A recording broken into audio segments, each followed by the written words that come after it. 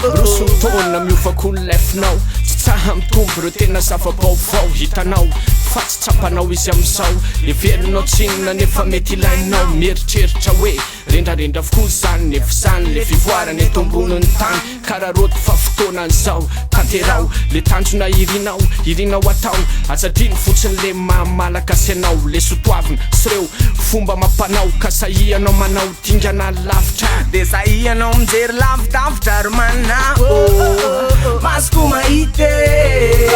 zavatra efa vite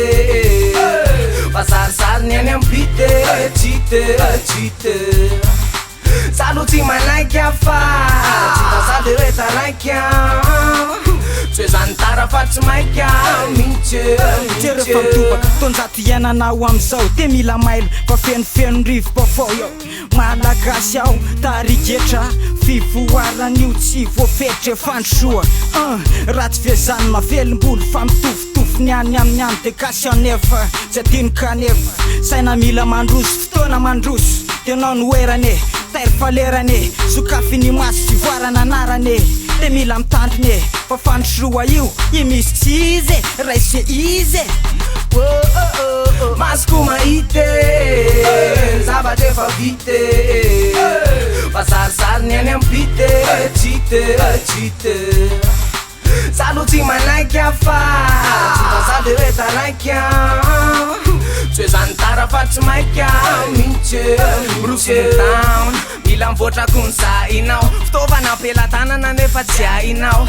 tona fa ombiazana mifanahinao gasy fa mila mitemy frantsay ao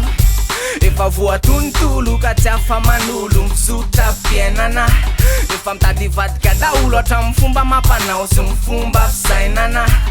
amizao tsy saina fotsipolo fa saina fotsipolo any zoko mba hitarainana aretina lazaina mikiko fokon'olo any toka sy midrongolo lasa oty fanantainana masoko mahite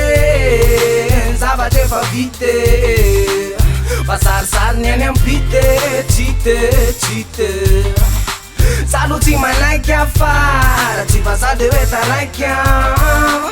tsy zany tara fa tsy maika mitsy